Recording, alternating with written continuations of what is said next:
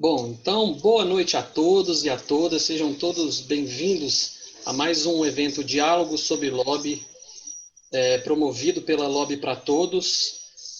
Como você sabe, a Lobby para Todos é uma organização composta por voluntários que trabalha para desmistificar esse termo, né, e todo o fenômeno que envolve o lobby e também democratizar essa prática, né, entre cidadãos, entre organizações de todos os matizes, né, de toda a sociedade. Hoje nós estamos com a presença da Agnes, que é uma voluntária colaboradora da Lobby para Todos, do Vitor também, que colaborou na organização desse evento, e o nosso convidado especial, Bruno Caraza.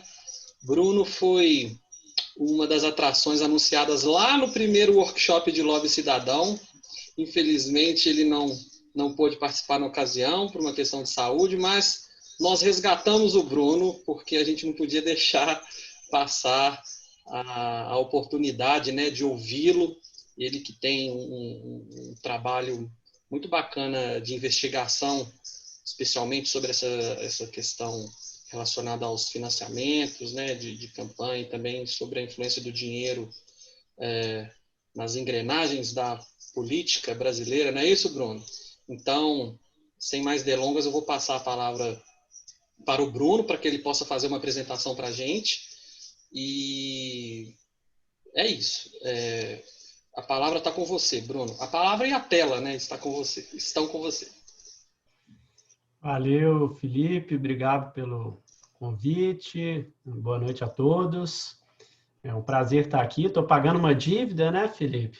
Já que eu não pude participar do workshop lá no início do ano.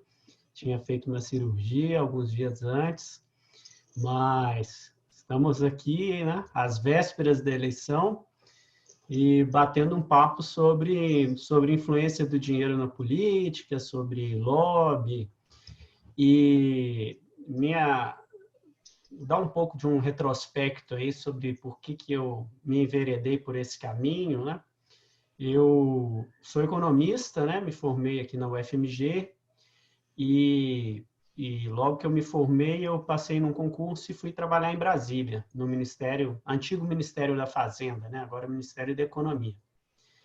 E meu primeiro contato assim com lobby, com influência, começou por acaso na academia, né? Eu fui fazer mestrado na UNB, em economia também, e comecei a investigar barreiras comerciais impostas a produtos brasileiros. Assim, o Brasil estava ali, isso era 2001, 2002, né? Então o Brasil começando um caminho assim de maior inserção internacional, né? Existia na época do governo Fernando Henrique uma agenda, né? Tanto para expandir as exportações brasileiras quanto para abrir o país para a concorrência, né? Meio naquela onda da globalização mesmo do início dos anos 2000. E eu achei que esse era um tema interessante de pesquisa e comecei a pesquisar as barreiras impostas aos produtos brasileiros quando o Brasil vai exportar. E aí, no decorrer da pesquisa, acabei me focando nas barreiras impostas pelas regras da OMC, para as barreiras comerciais, né, principalmente medidas antidumping, medidas antissubsídios e medidas compensatórias, e centrei nas barreiras americanas contra os produtos brasileiros, né? E aí, por incrível que pareça, eu comecei a discutir essa questão, né? A pesquisar essa questão de influência econômica, de lobby, olhando de fora para dentro, né? Como que o lobby das grandes empresas americanas, né? Empresas siderúrgicas, empresas de suco de laranja, né? Principalmente, né? Que concorriam com produtos que o Brasil tinha uma grande vantagem competitiva, né? O produto brasileiro chegava mais barato nos Estados Unidos e essas empresas impunham, né, pressionavam o governo americano para que o governo americano impusesse essas medidas, essas sobretaxas contra os produtos brasileiros. Então, foi a primeira vez que eu tive contato com isso em termos acadêmicos. E, do outro lado, em termos profissionais, como eu trabalhava no Ministério da Fazenda, um dos meus trabalhos no Ministério da Fazenda era acompanhar projetos de lei de interesses do Ministério no Congresso e também dar parecer sobre projetos que estavam rolando lá no Congresso, e o Ministério tinha interesse em ou barrar aquele projeto ou, se não, apoiar e dar suporte para que ele fosse aprovado.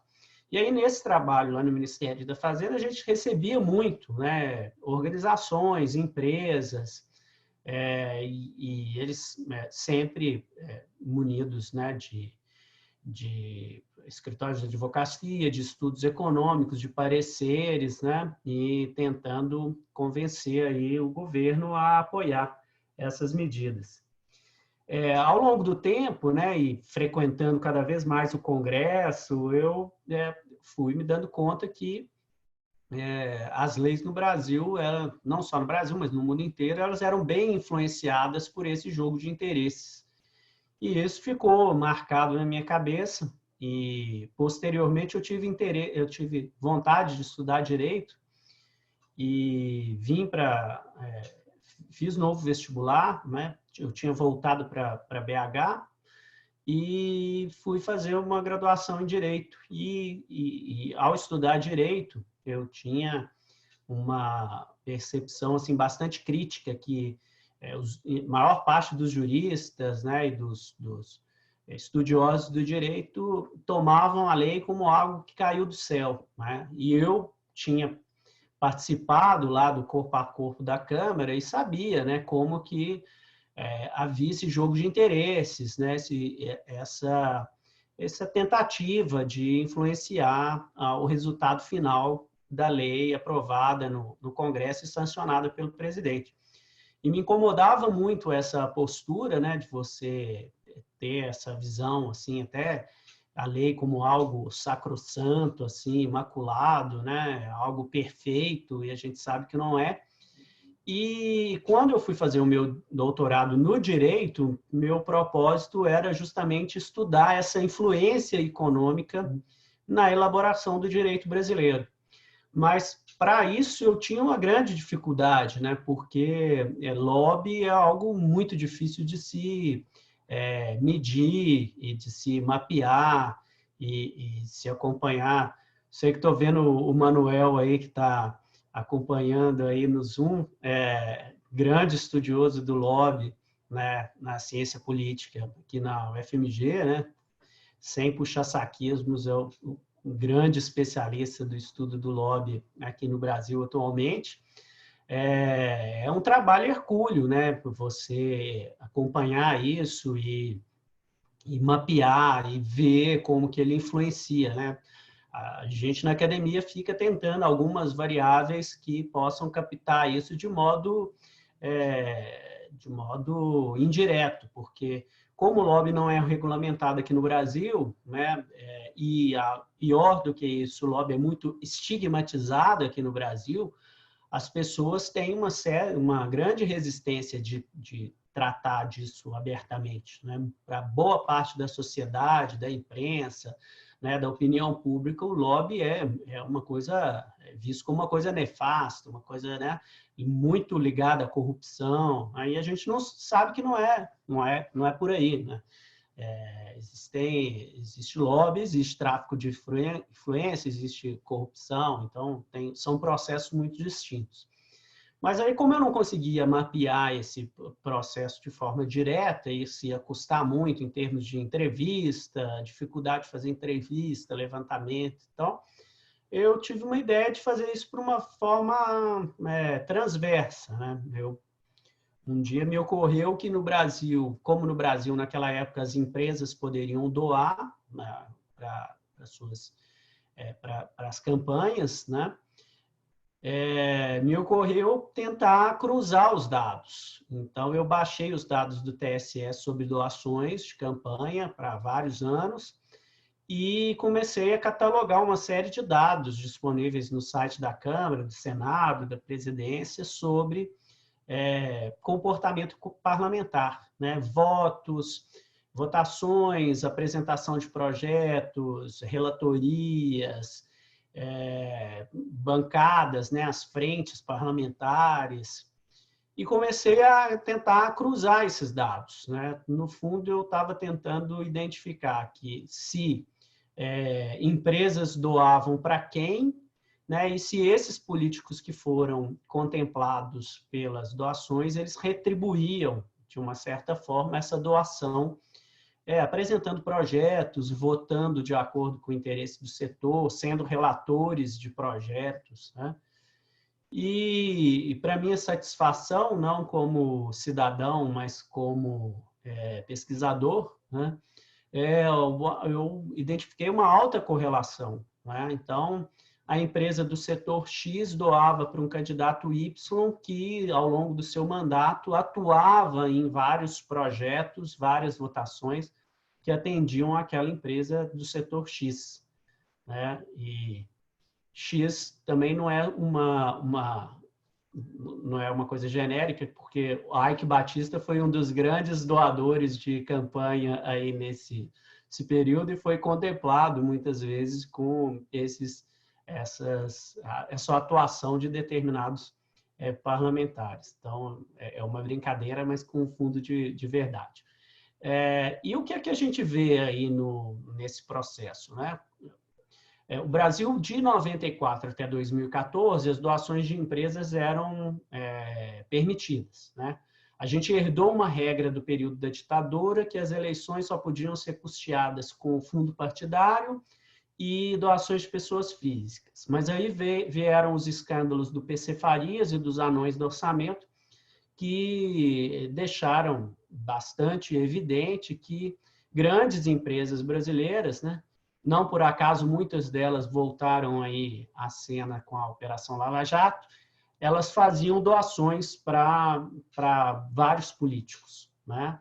E aí o Congresso, naquela época, achou melhor deixar tudo às claras. E, então, já que as empresas doam de uma forma ou de outra, o Congresso entendeu que era melhor que a sociedade pudesse fiscalizar aquelas doações, seja via TSE, ou via imprensa, ou via cidadão, do que deixar aquilo às escuras, né? E então, desde 94, né, por 20 anos, né, de 94 até 2014, foram 6 eleições presidenciais e mais as municipais aí no meio do caminho, as empresas puderam doar. E o que os números mostram? Que cresceu muito nesse tempo o volume de doação de empresa, o volume subiu de mais ou menos R$1 bilhão em 94 para 5 bilhões em 2014, já descontando a inflação aí do período. Então, as doações quintuplicaram e a maior parte desse dinheiro, mais de 70%, vinha de empresas e mais do que isso, né, mais da metade desse volume de recursos vinha de poucas empresas. Assim, eu mapeei 450 CNPJs que doaram mais de R$1 milhão nas eleições de 2014 e foram responsáveis por R$3 bilhões dos 5 totais nas eleições de 2014. Então, um movimento muito dominado por grandes empresas, e quando você vai ver quais são essas empresas, né, a gente identifica uma predominância de grandes grupos nacionais, né? Se pegar os top 10 aí, você tem lá JBS, Odebrecht, Andrade Gutierrez, Bradesco, falando de cabeça aqui, basicamente essas empresas, né? CSN, e o que dá para observar aí nessa dinâmica? Alguns setores, eles doavam mais do que o tamanho deles no PIB. Então, basicamente, construção civil, bancos, alimentos e bebidas, principalmente por causa da JBS, mineração, siderurgia e indústria farmacêutica. todos esses setores doavam muito mais do que o peso deles no PIB poderia justificar. E quando a gente vai olhar isso, né, apesar da gente logo pensar no suspeito de sempre que é a corrupção, né, na verdade não é bem assim, né? Todos esses setores são setores, na verdade, muito dependentes da ação do governo, né? Seja obras públicas para construção civil, seja crédito do BNDES, seja regulação financeira, né, política econômica, seja regulação ou compras públicas, como é o caso da indústria farmacêutica, né? Então, setores que são mais dependentes do Estado, seja via licitações ou via regulação mesmo, eles faziam doações muito mais expressivas do que setores que são menos interessados na ação do governo. Então, só daí a gente já tem uma medida de que as empresas, muitas empresas, jogavam esse jogo das campanhas, né, do financiamento eleitoral, quando isso era permitido. Quando a gente olha para o outro lado, a gente vê uma retribuição muito grande dos parlamentares a essas doações. Então, tem uma correlação grande aí, ao longo do tempo, de parlamentares, né? Por exemplo, o parlamentar ele é bancado, né? Tinha boa parte da sua arrecadação vinda do setor de saúde. Era muito frequente que aquele parlamentar fizesse parte da comissão de saúde da Câmara, ele relatava medidas relacionadas ao setor de saúde, ele apresentava medidas sobre o setor de saúde, e isso era observado em vários outros setores, né? Então, por exemplo, a comissão de agricultura na Câmara era dominada por produtores rurais, mas o contrário também era dominado. Por exemplo, a comissão de meio ambiente da Câmara, que deveria fazer o contraponto à comissão de agricultura, também tinha uma alta prevalência de parlamentares desse setor. E isso acontecia com infraestrutura, né? Muitos parlamentares na comissão de infraestrutura bancados pelas empreiteiras, né? Isso acontecia em comissão, né, de defesa do consumidor, muitos membros bancados aí, né, por empresas de setores que tinham altas queixas aí no Procon sobre a sua atuação. Então, esses dados deram esse suporte, né, para a minha tese de que financiamento de campanha era algo que foi usado por muitos setores como mecanismo de se ter acesso diferenciado a parlamentares. A lógica do sistema é que eu estou abstraindo aí a questão da corrupção, né? Estou falando só em termos, né, das doações oficiais, por exemplo. Era muito mais fácil para uma empresa ter acesso a um parlamentar para expor os seus pleitos, quando ela financiou, obviamente, boa parte da campanha daquele parlamentar. Então, isso era uma evidência de um desnivelamento de acesso, né, do funcionamento do nosso sistema político, né? E aí, já encaminhando aí para o final, né, para a gente ter um tempo legal aí para o bate-papo, vocês poderiam me perguntar, e agora, né? Desde 2015, as campanhas as doações de campanha por empresas foram proibidas pelo STF, e como que está o cenário agora, né?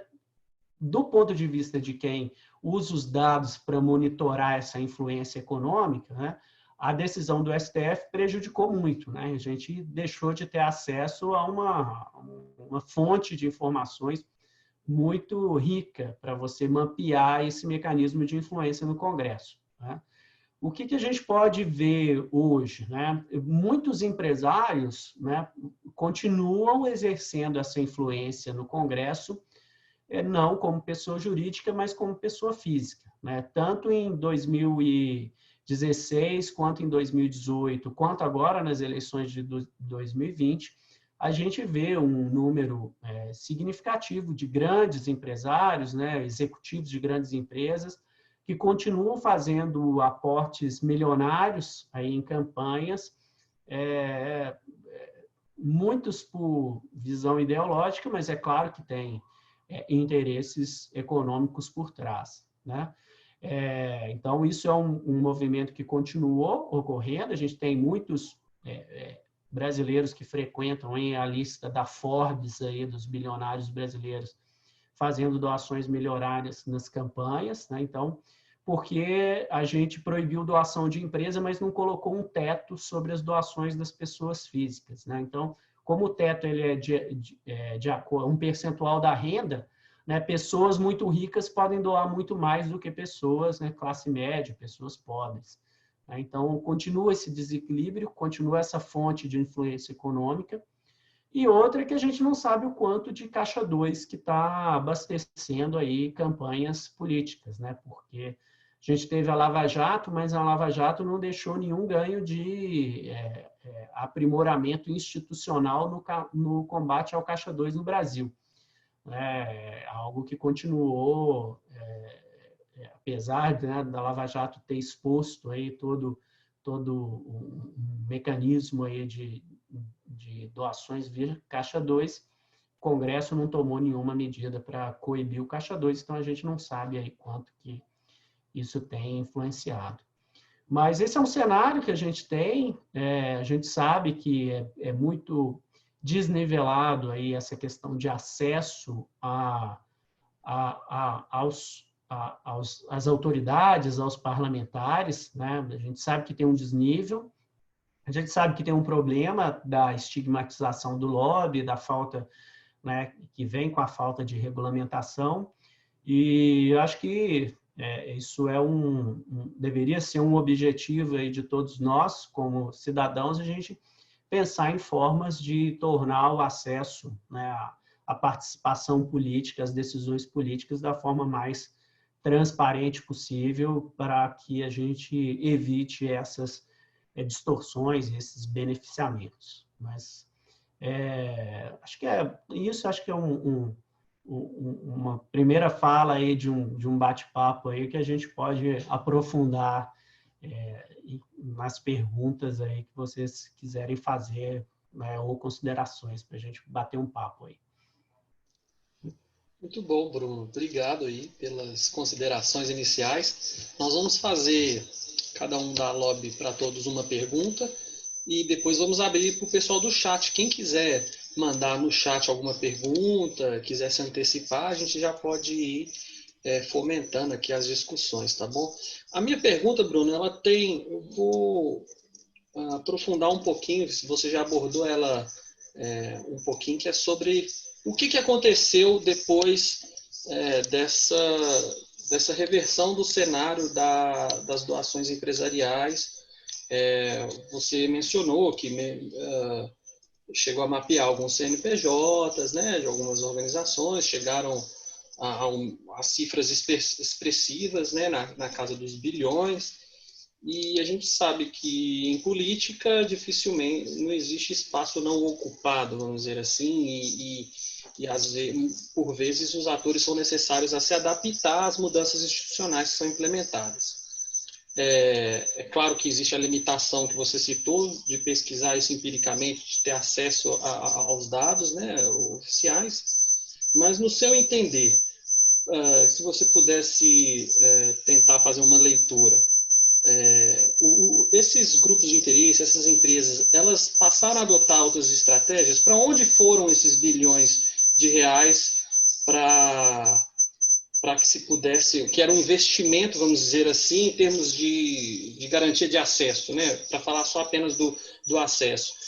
Você, na sua visão, esse dinheiro deixou de ser gasto por esses atores? Ou esses atores passaram a adotar outras formas de direcionamento desses recursos? Ou se adaptar de formas que eles manteram esses recursos no caixa, ou passaram a destinar via Caixa 2, enfim, como que você vê isso? O que que você acha que aconteceu de lá para cá? Uma ótima pergunta aí, Felipe. Difícil a gente afirmar categoricamente, porque a gente realmente não sabe quanto de dinheiro continua chegando para os políticos via Caixa 2. Né? A gente não tem como mapear isso, então a gente não tem uma ideia. Mas a gente precisa pensar também de uma forma mais sistêmica esse processo, né? Porque as empresas doavam esses valores aí bilionários, porque do outro lado você tinha uma demanda de políticos precisando de dinheiro para bancar suas campanhas, né? A gente sabe no Brasil que as campanhas são muito caras, então havia um processo de demanda dos políticos por muito dinheiro, né? E eles pressionavam esses grandes executivos de grandes empresas para doarem valores significativos. Com a proibição de doação de empresas e com a criação do fundo eleitoral, né, o Brasil passou de uma situação em que a gente tinha um financiamento privado, bancado principalmente 70% por grandes empresas, e hoje a gente tem as campanhas, 70% das campanhas bancadas por dinheiro público, né? Seja via fundo eleitoral, seja via fundo partidário. Vão ser 3 bilhões de reais nas campanhas desse ano. Né? Mais ou menos o que as empresas doavam antes da proibição do STF. Então, de uma certa forma, a classe política foi atendida na sua dependência por dinheiro. Né? Teoricamente, acho que a pressão sobre os grandes grupos econômicos deve ter diminuído, porque os políticos ficaram numa situação bem confortável. Agora, eles não brigam mais com dezenas de executivos de empresas aí mendigando ou achacando por doações, porque eles brigam por mais recursos no orçamento. Então, eles mesmos decidem e, do ponto de vista deles, está ótimo esse problema. Então, acho que diminuiu essa demanda por dinheiro por parte de empresas. Acho que as empresas que estão interessadas em influenciar o jogo via doação de campanha, né, elas vão continuar fazendo isso via Caixa 2, não tenho dúvida disso. Né? Aquela ideia de que o dinheiro é igual água. Né? Se tem alguém que quer dar o dinheiro e o outro que quer receber, vão arranjar um jeito para burlar aí as regras e fazer isso da forma que for. Então, acho que continua havendo via Caixa 2, mas a influência hoje, eu acho que ela se dá de um modo muito mais sutil aí no dia a dia do Congresso mesmo, né? As empresas frequentando cada vez mais, né, o Congresso, tentando levar os seus pleitos, né, mais via lobby tradicional mesmo, né, seja o lobby, né, bem feito, né, do ponto de vista de levar informações, seja do jeito sujo, né, do jeito de tráfico de influência mesmo, de corrupção. Né? Então, acho que deslocou a arena, né? Deslocou da eleição para o dia a dia do Congresso. A gente vê aí cada vez mais o peso das bancadas, né? E a gente fala, né, das famosas, né, dos ruralistas, da bancada da Bíblia, da bancada da bala, mas a gente sabe que as bancadas, as frentes parlamentares se constituíram em grandes ambientes aí, multipartidários de defesas de interesses. Né? E a gente vê isso claramente. Né? A reforma tributária não tem perspectiva dela avançar porque tem um lobby poderoso aí do setor de serviços que se sente prejudicado com a proposta que está em discussão na Câmara e no Senado, que está bloqueando a discussão. Né? E isso a gente vê o tempo todo, né? Declarações aí, a gente vê isso nas agendas dos políticos, né? todos os setores aí se mobilizando para tentar minimizar os efeitos da reforma tributária sobre o seu respectivo setor. Então, acho que esse jogo deixou de ser jogado via eleição e passou a ser jogado mesmo no corpo a corpo aí da Câmara e do Senado e do governo federal, claro. Legal. Agnes? Olá. Primeiro, obrigada, Bruno, por o dia de hoje. As perguntas são várias, vou tentar fazer só uma. E eu queria saber sua visão dessa proposta que a gente tem hoje no Congresso para a regulamentação do lobby. Você acha que ela é válida? Vai para frente? Boa pergunta, viu, Agnes?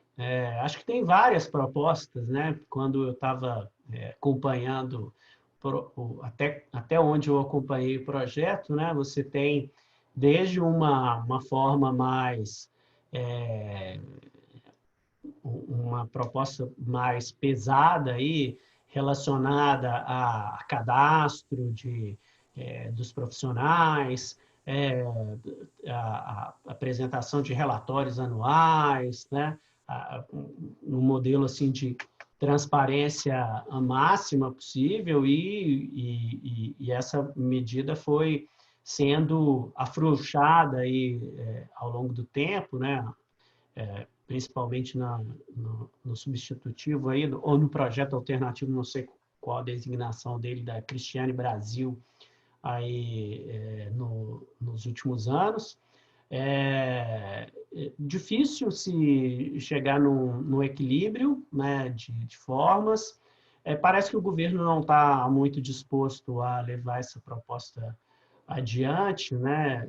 Isso teve essa sinalização no início do governo aí, com o ministro lá da CGU indicando que iria apoiar isso. Quando o Onyx Lorenzoni também era chefe da Casa Civil, houve declarações nesse sentido.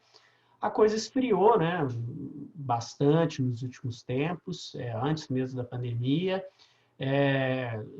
Pelo que eu acompanho, o grande avanço que talvez a gente possa ter aí, que é um projeto que está sendo anunciado aí, postergado aí há meses, que é essa ideia da CGU de unificar todos os portais de agendas das autoridades numa plataforma só, em que você possa saber quem está reunindo com cada uma das autoridades de um jeito mais fácil, né? Do ponto de vista da gente que faz esse monitoramento, isso já iria ajudar bastante, né? Porque hoje a gente tem que ficar olhando cada autoridade dia a dia, né? Um processo extremamente moroso, mesmo que você use esses mecanismos de ciência de dados, não é algo que trivial e não é algo que é fácil para o cidadão comum, né?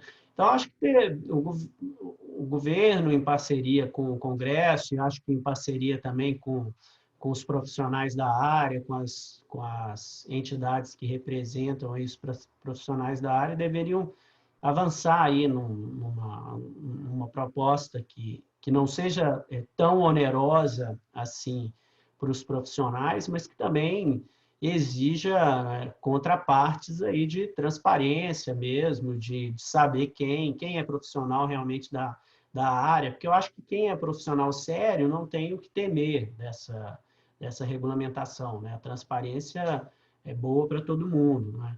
Então, acho que deveria ter uma busca de um consenso para algo que buscasse o máximo possível de transparência entre a atuação dos profissionais aí junto ao Congresso, junto ao Poder Executivo e ao Poder Judiciário, né? A gente não pode esquecer, quando a gente fala de lobby, a gente esquece de falar de judiciário, mas a gente sabe que é onde essa questão talvez seja até mais necessária, né? Você vê causas bilionárias aí sendo decididas sem a devida transparência aí no processo. Vitor? Boa noite, Bruno. Obrigado pela presença. A minha pergunta, eu acho que é continuando um pouco na linha do que a Agnes comentou, mas pensando assim, a gente vê que as últimas mudanças que têm sido feitas na legislação, elas não têm atingido o cerne do problema e os efeitos tendem a ter uma manutenção do que você constatou na sua pesquisa.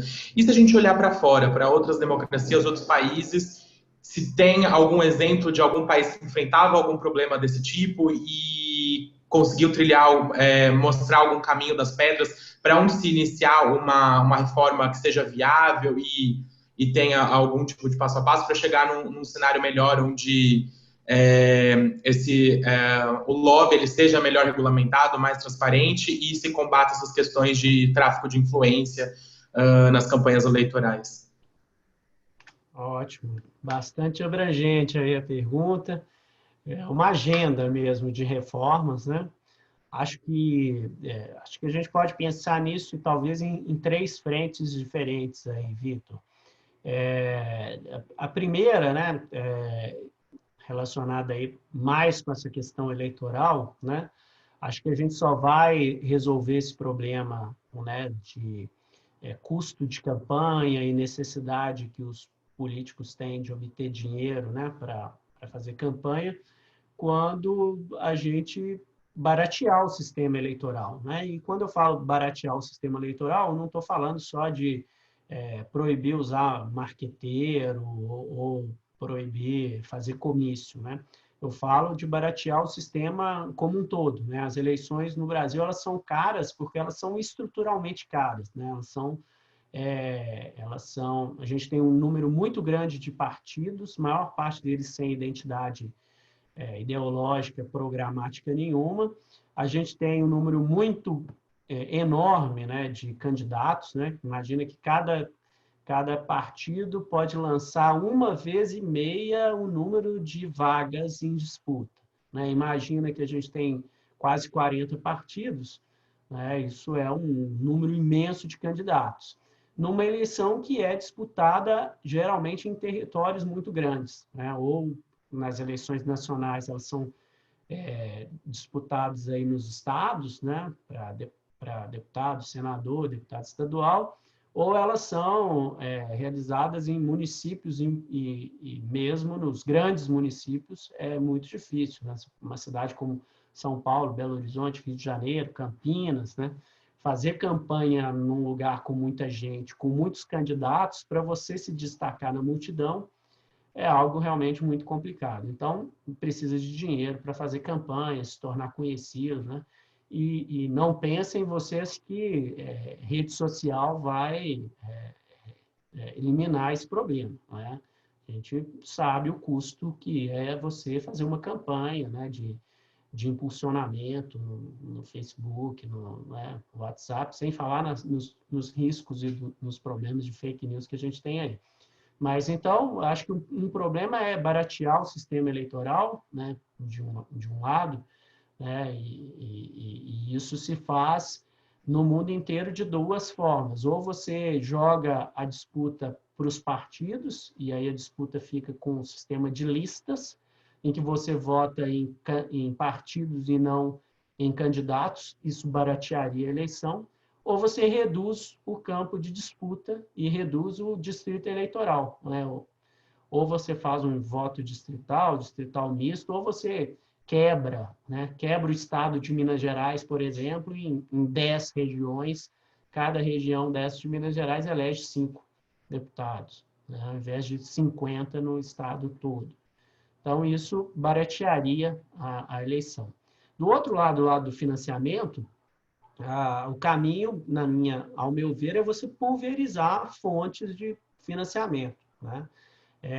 Se os partidos e candidatos tivessem acesso apenas a um valor mínimo de fundo eleitoral, né, público, que as pessoas físicas pudessem doar só um determinado volume de dinheiro por CPF, sei lá, R$1.000, e eu também sou favorável à doação de empresa, e a empresa possa doar, sei lá, 5 mil, 10 mil reais, aí a gente discute aí o valor para um candidato, isso forçaria os partidos e os candidatos a saírem da sua zona de conforto e ir atrás de uma base muito mais ampla de doadores, né? Meio que num exemplo que o Barack Obama fez lá em 2008 nos Estados Unidos, em que dezenas, centenas de milhares de pessoas doaram para a campanha deles valores de $10, $20, $100. Se você tem candidatos, então, que tem que ir atrás de um volume muito grande de doação, né, você privilegia aí a competição, né, nivela a disputa e torna o processo mais democrático, porque aí o partido ou o candidato vão ter que ir atrás não só do voto do eleitor, mas também da sua contribuição, porque sem isso ele não consegue fazer campanha. Então, acho que no financiamento eleitoral, acho que a questão é pulverizar mesmo essas fontes de recursos. E do ponto de vista do lobby, né, não só do lobby, mas da atuação parlamentar, acho que a grande questão é realmente transparência, né? Você ter cada vez mais as coisas claras, de saber o que o parlamentar está fazendo, com quem que ele se reúne, né, sua agenda, né, seu relacionamento, seus atos, né, sua movimentação. Acho que o caminho é nessa linha, né? Quanto mais transparentes forem os atos dos políticos, melhor a gente vai conseguir mapear aí essas influências e nivelar o jogo, né? Acho que também tem uma questão que a gente precisa avançar também, de se ter mais debates, né? Mais audiência pública de uma forma regular, né? Você ter mais mecanismos de apresentação, consultas públicas, né? Debates, né? Das proposições que estão em pauta. Acho que isso que cada projeto, por exemplo, tenha um estudo do seu impacto, do seu custo, para a gente saber quem ganha e quem não ganha. E, por fim, eu vou acrescentar aqui uma quarta parte aqui, você restringir também o espaço para que o governo e o Congresso sejam vistos como uma fonte de benefícios mil, né? Então, se você tem uma legislação tributária simples e que a alíquota é a mesma para todo mundo e que você não pode conceder tratamento especial para nenhum setor, você corta a possibilidade de ter empresas aí tentando influenciar a política para extrair algum tipo de subsídio, de isenção, de taxa, né? Se você tem um sistema de bancos oficiais que atuam com regras de mercado, né, você diminui aí o espaço para todo tipo de pressão para você obter um crédito subsidiado no BNDES, na Caixa, no Banco do Brasil, né? Se você tem menos estatais, você elimina uma grande fonte aí de corrupção em vários setores. Se você tem um sistema de licitações públicas que seja, né, mais eficiente, você também fecha uma outra torneira aí de corrupção. Então, uma reformulação do Estado seria muito bem-vinda para você deixar lógico, barrar isso de forma total, basicamente, praticamente impossível, mas você restringir de forma significativa o campo de manobra para esse tipo de pressão e de influência econômica indevida no jogo político. Legal, interessante. Vamos para o chat. O professor Manuel está com a mão levantada. Nosso participante de honra aqui. Estou aqui. Boa noite a todos e a todas. Boa noite. Parabéns, Felipe, pela iniciativa. Eu sou fã do Lobby para Todos. Já disse isso e toda vez repito. Mas eu E também quando traz um cara do calibre aí do Bruno Caraza, né? A gente para tudo que está fazendo, corrigindo o trabalho do final de semestre e para ouvir, porque não é pouca coisa. Bruno, eu tenho dois comentários, na verdade, e que são perguntas também para provocar assim, o debate, né? Do ponto de vista do financiamento, você não tocou num ponto que eu sei que ele é caro, que é o problema do autofinanciamento, da autodoação. Esse, na minha opinião, é uma das, digamos assim, um dos aspectos da legislação sobre financiamento de campanha que deixou a reforma incompleta com, na minha opinião, consequências graves, né? Eu não falo nem de Caixa 2, eu falo o autofinanciamento, assim, ele coloca um perfil de candidato em situação de vantagem sobre o outro. Acho que em bem pouco tempo, o Congresso Nacional, as Assembleias Legislativas e tal vão ser lugar de milionário. E isso não é bom, né? Então, eu queria que você comentasse esse ponto que você não falou aí no que diz respeito aos seus comentários sobre financiamento. Agora, sobre o lobby, eu acho que eu queria que você comentasse duas coisas. A primeira a transparência é fundamental, né? Mas uma legislação do lobby que viesse a regular a atividade do lobby também deveria, na minha opinião não, na opinião da OCDE, também garantir mecanismos de inclusão e de melhorar, de atenuar a assimetria, né, de influência de grupos poderosos em relação a outros, né? A OCDE recomenda isso e a gente precisava pensar em mecanismos que garantissem, né? Você citou alguns, mais audiência pública, mais consultas públicas, mas em outros mecanismos que pudessem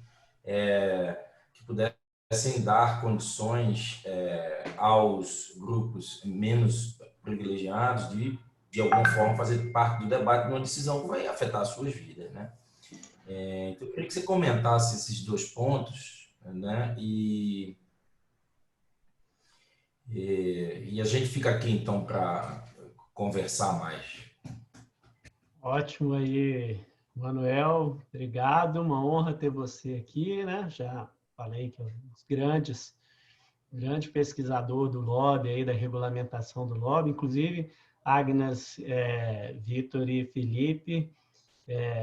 A Agnes fez a pergunta da experiência internacional. Acho que a pessoa para responder aí é o Manuel, que estuda aí a regulamentação do lobby no mundo inteiro. Acho que ele poderia falar aqui por horas sobre os diversos modelos aí.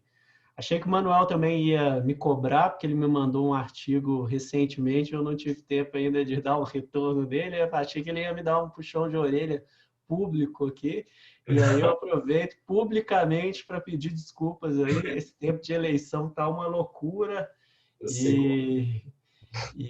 mas vou dar um feedback logo aí. Mas aí, indo direto ao ponto das perguntas, né, duas perguntas muito pertinentes, né? Uma, a questão da autodoação, né? A autodoação é aquele volume que o candidato doa para si próprio, né? Na campanha, né? Isso ficou muito evidente em 2016, ficou conhecido como o efeito Dória, né? O Dória colocou 4,4 milhões do próprio bolso na campanha dele para a Prefeitura de São Paulo. O Calil fez isso aqui em Minas Gerais, acho que quase 2 milhões de reais. A gente teve o caso do Henrique Meirelles, né, 57 milhões de reais do próprio bolso na campanha de 2018 para presidente, né? E por causa desse sistema, né, obviamente isso gera uma grande distorção, né?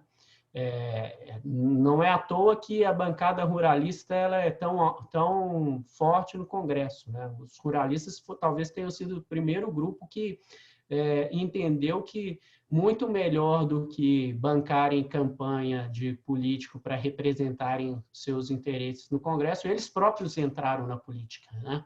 Então, você tem vários, né? Blairo Maggi, a própria Tereza Cristina, ministra da Agricultura, Cátia Abreu e muitos outros grandes produtores rurais, financiando sua própria campanha e se elegendo aí governadores, senadores, deputados e por aí vai.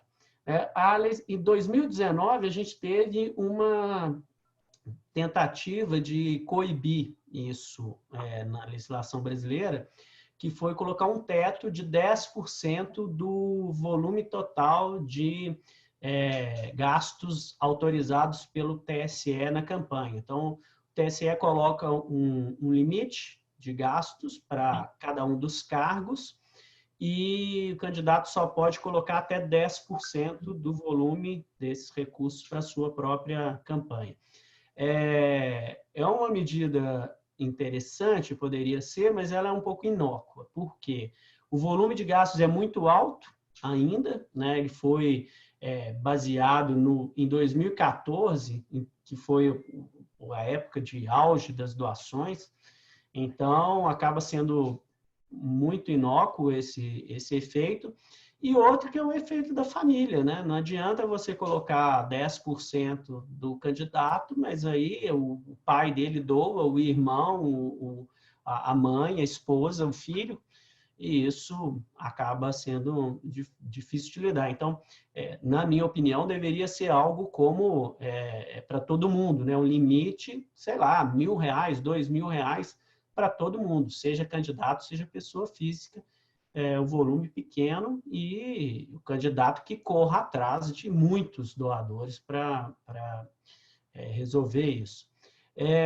Sobre a questão de nivelar o jogo e trazer mais gente para o debate, é um grande desafio, talvez, da democracia mundial, né? Romper aquele teorema, sei lá, a visão do Mancur Olson lá, na lógica da ação coletiva, né? Como você vai fazer para mobilizar grupos, né, que não tem a estrutura para coordenar esses trabalhos e ir a Brasília e defender o interesse? É muito complicado, né? Você ter esse contra-lobby dos grandes grupos econômicos, né? Talvez com essa questão aí que todos nós aprendemos aí de videoconferência, né, com a pandemia, talvez o Congresso estimulando fóruns aí de debates, de deliberações, né, tornando as audiências públicas, as consultas públicas mais acessíveis via esses recursos, talvez seja algo que diminua um pouco essa barreira, né? Mas é algo realmente muito difícil de ser resolvido. Talvez o surgimento aí, né, dessas ferramentas de ciência de dados, né, de mapeamento de parlamentares, talvez isso facilite aí o desenvolvimento de estratégias mais centradas, né? Se você tem um mapeamento de vários parlamentares e sabe como cada um vota, em que assuntos, quais são os assuntos que eles de maior predileção, que eles postam no Twitter e tal, talvez você possa oferecer um serviço para esses grupos, né? E vou fazer um merchandising aqui, né? Eu participo de um projeto que é o Parlametria, que tem esse espírito, né, de você usar dados, ciência de dados sobre o comportamento parlamentar para prover informações estratégicas para organizações sociais, né?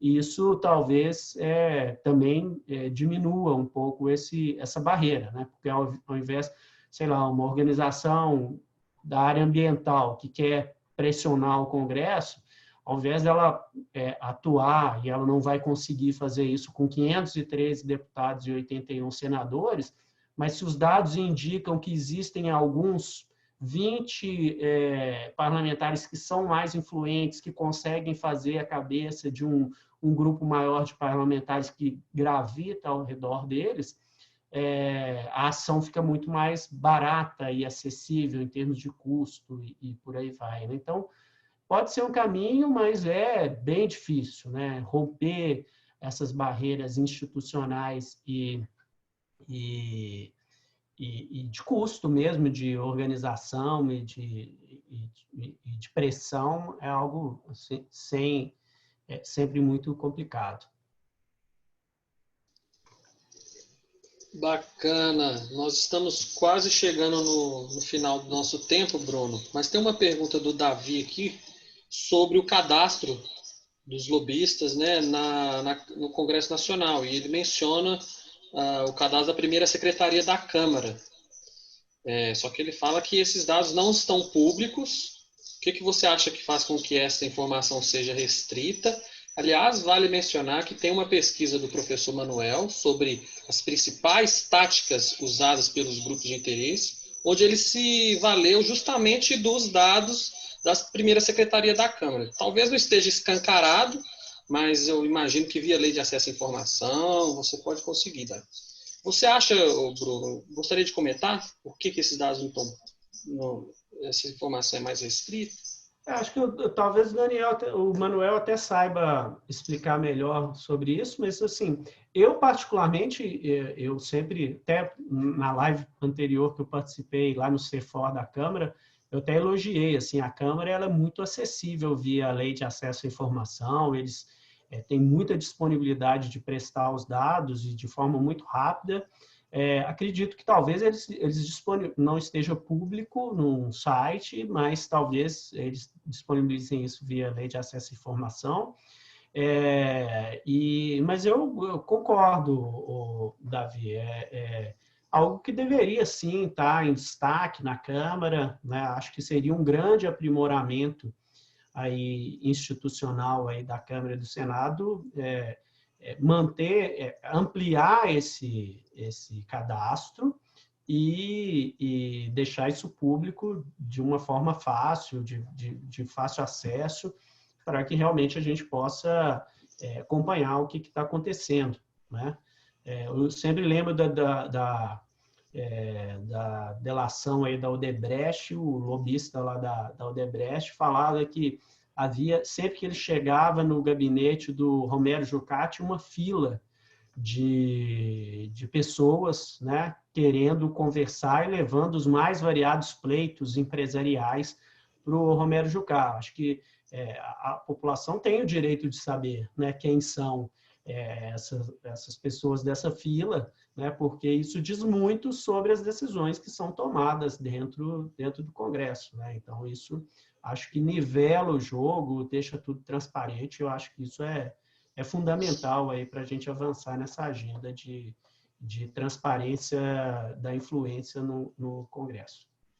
Uma parte da pergunta dele, que eu até não dei muita ênfase, e a gente vê que isso vai ao encontro, né, dessa discussão que a gente está tendo sobre necessidade de regulamentação do lobby, que é identificar as áreas de interesses dos lobistas, né? Porque nos Estados Unidos, no Canadá, existem algumas regulamentações que não só exigem que quem está indo falar com quem, mas também sobre o quê. Quer dizer, qual é a proposição, qual é o projeto de lei, qual é a área que você tem interesse, né? E isso vai muito além de um mero registro, né? E esse é um dos grandes desafios quando se fala em publicização de agendas.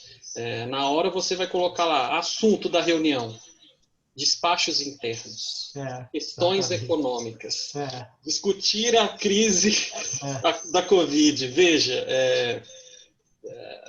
essa informação aí não diz muito, né? Então, é sempre um desafio muito grande. Muito boa pergunta, viu, Davi? E inclusive não é uma questão só de interesse, sei lá, acadêmico, né?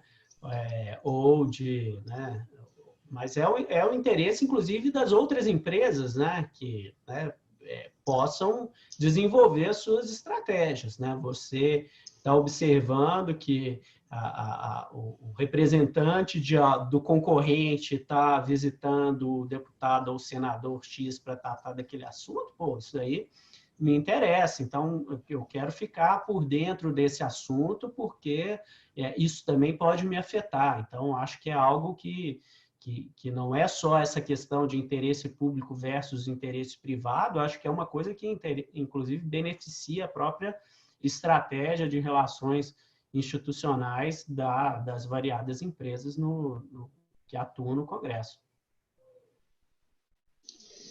Legal. Bom, Bruno, você tinha avisado que ia precisar de sair, né? Às 8 pontualmente. Eu acho que nós tivemos uma boa conversa. Eu só lamento, né, não poder ficar mais. Está aqui professor Manuel, está aqui uma audiência muito qualificada. A gente teve cerca de 22, né, participantes para discutir um tema árido, né, por vezes complexo como esse. Eu acho que não é pouca coisa. Quero agradecer aí a presença de todos. Quem quiser, eu vou despedir de você, Bruno, te autorizar, te dar essa autorização para sair, mas eu acho que se alguém quiser continuar, permanecer na sala e bater um papo, conversar um pouco mais sobre o que foi discutido, a gente pode fazer isso por mais uns 15 minutos. Tem uma sugestão, Felipe. Sim. Antes que o Bruno tenha que sair, que eu sei que a agenda dele é pesada, eu aproveito esse momento aqui para provocar o lobby para todos, para que ele apresente uma petição ou uma reivindicação junto ao Congresso Nacional, para que ele disponibilize os dados da primeira secretaria. Não é difícil conseguir esses dados. Muito bom. Mas o ideal é que esses dados fossem abertos, né? Parte da estratégia de transparência ativa, que o Congresso Nacional não precisa, conforme a lei de acesso à informação, o Congresso Nacional não precisasse ser provocado através da lei para liberar esses dados. Eu não conheço nenhum outro movimento no Brasil mais habilitado a fazer isso do que o Lobby para Todos, pelo seu próprio nome. Fica aí a sugestão e eu faço questão de ser o primeiro a assinar. Excelente, excelente, muito boa ideia. Nós vamos dar encaminhamento a isso e achei muito legal. Realmente, medidas de transparência ativa dessa natureza, porque se você tem um cadastro, pede via lei de acesso à informação, você tem que ficar pedindo toda hora para atualizar e o dado não é aberto, você não consegue usar um crawler, uma ferramenta para captar, né? Então, isso realmente, sem dúvida, devia estar na base de dados abertos, né? Claro, e nem todo mundo é professor e pesquisador que pode esperar vários meses até receber o dado, né? Tem gente verdade. No tempo real, né? Fundamental que isso esteja disponível no tempo real. Muito bom. Também assino embaixo aí a sugestão do Manuel, acho que ótima iniciativa. Queria agradecer ao Felipe pelo convite, também sou fã do Lobby para Todos, acho uma iniciativa maravilhosa aí, né, importantíssima. E lamento ter que sair agora, o papo estava super bom, mas realmente tenho um compromisso pessoal agora. E queria dizer que eu estou à disposição aí de todo mundo, quando quiserem marcar outro evento, bater um papo, estou à disposição para a gente conversar. Acho que são agendas comuns, agendas importantes que merecem ser levadas adiante. E acho que tem muita gente boa aí atuando, né, independentemente de que lado, né, na academia, no setor privado, nas organizações sociais, né, e a gente precisa realmente de trocar mais ideias e levar adiante iniciativas como essa que o Manuel sugeriu. Então, muito obrigado, lamento demais ter que sair agora, Mas até a próxima. Então, valeu, gente. Muito bom, muito obrigado. bom. Obrigado. Valeu, tchau, tchau. Vocês me dão licença, então, eu vou sair, mas fiquem à vontade para continuar a conversa aí. Um abração. Eu só vou comentar sobre essa questão do cadastro. Em 2016, a Época lançou uma reportagem chamada Lobby Sem Lei. Foi uma reportagem especial, foi um hot site criado.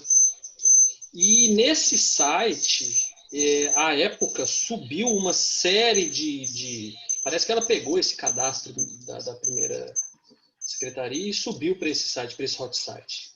E essa reportagem especial ela foi tirada do ar, infelizmente. Hoje a gente tenta acessar ela e não consegue. E eu ouvi dizer que muitas pessoas não gostaram de ver o nome delas nessa reportagem. Porque você disponibiliza ali um cadastro das pessoas que estão acessando, participando, né, entrando ali, adentrando na Câmara, sobre uma reportagem que diz o que é, que dá nome aos bois, né, que diz que é lobby. E a gente tem um problema, né, que é um problema que nós estamos, inclusive, enfrentando aqui, que faz parte da nossa missão, que é desmistificar o lobby. Então, muita gente se sentiu muito desconfortável de ser considerado lobista, quando, por vezes, de fato, estava fazendo lobby ali, né? Então, a gente tem esse desafio muito grande do estigma.